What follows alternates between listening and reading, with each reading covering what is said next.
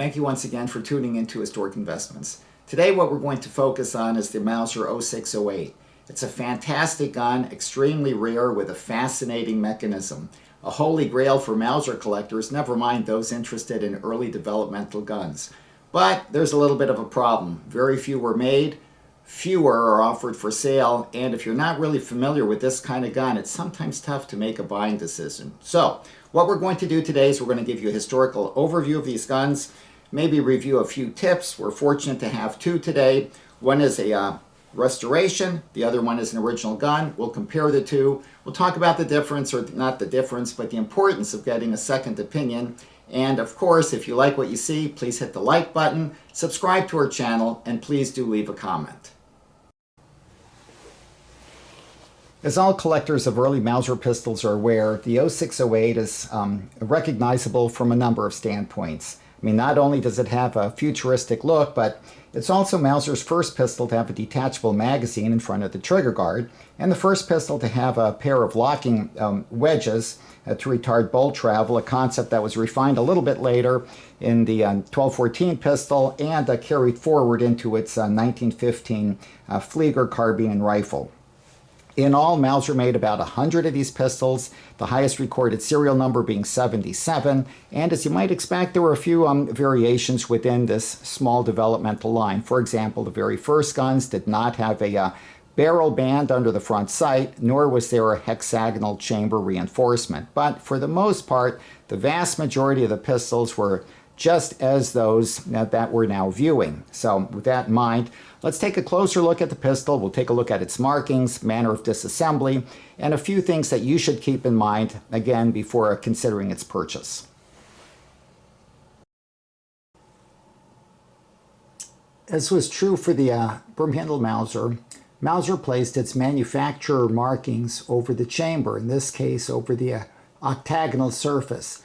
Waffenfabrik Mauser is on the right and top flat.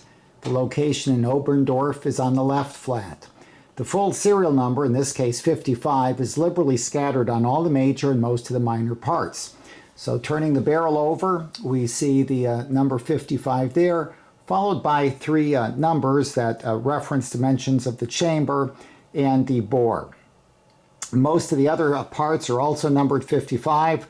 Let's take a look at a few of them.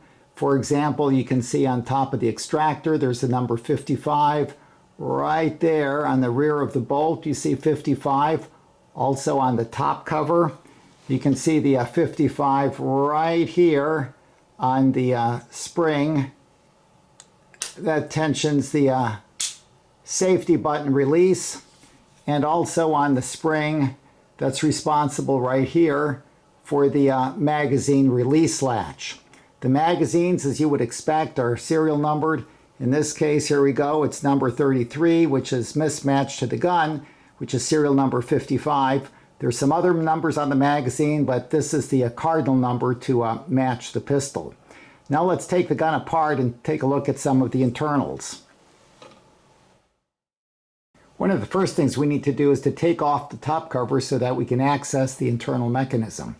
To do that, there's a little latch right here. Hopefully you can see that. Let me zoom in just a little bit more. And what we'll do is we'll pull this latch towards us, and that'll disengage the cover, which we can easily remove. And that allows access to the internal mechanism. You can see the number 55 on each of the flaps and along this internal bar. You can also see the 55 more clearly on the rear portion of the bolt. So at this point, for purposes of brevity, let me put the cover back on, retract the bolt, and remove the internal mechanism. So at this point, let's get after the internal mechanism. So we're going to cock the bolt back all the way.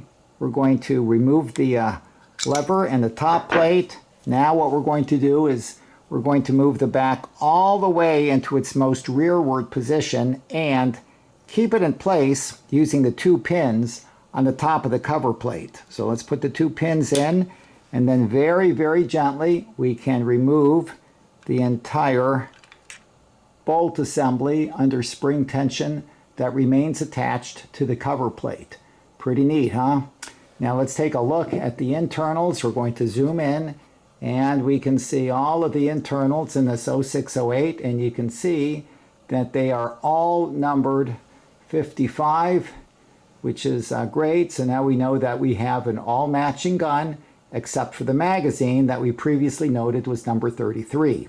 So at this point, the next thing I could do is to remove the barrel and extension from the frame, but let me just say it's matched, and I'm going to forego that step in favor of just moving along with the video.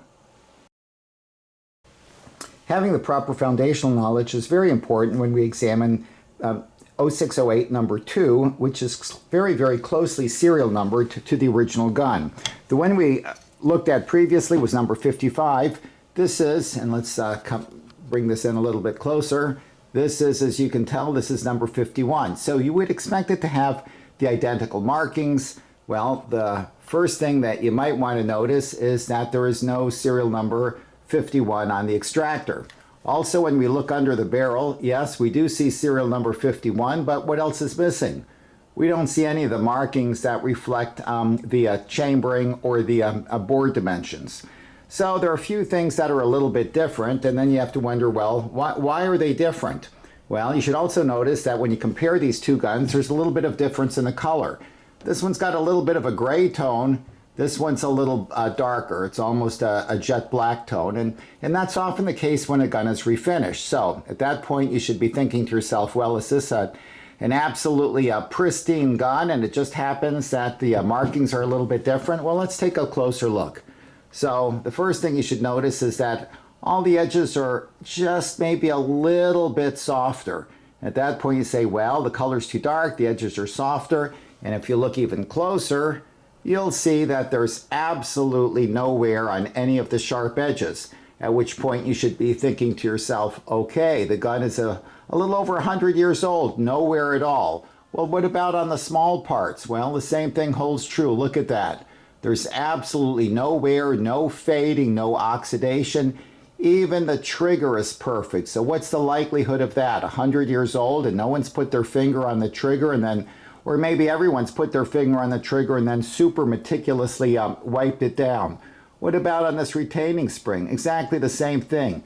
No wear whatsoever. So at this point, especially after looking at some of the repairs on the magazine, you say correctly to yourself, gee, this gun is probably restored. And that doesn't mean you shouldn't buy a restored gun. After all, this is an incredibly rare and charismatic pistol. It's just that restored or touched up guns do tend to sell at slightly different price points. So then the question is, well, what is the correct price point? Well, for rare and experimental guns, that's a tough question, because it's not as though Mauser made 10,000 of these and you can find 5 examples at every gun show or half a dozen at every major auctions. These guns come up for sale very infrequently, maybe once every 2 or 3 years, if that. So the question is, what is a reasonable price point? And that answer can vary tremendously depending on the seller and the auction house and the particular point in time.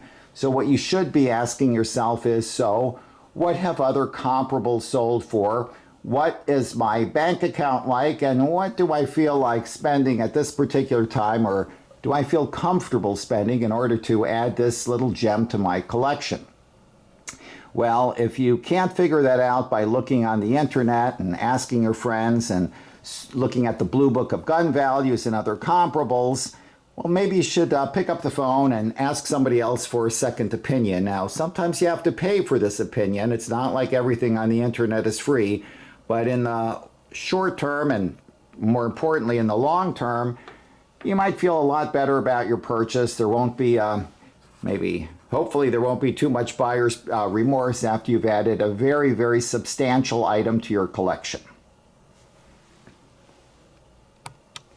Well, thank you once again for having watched the video.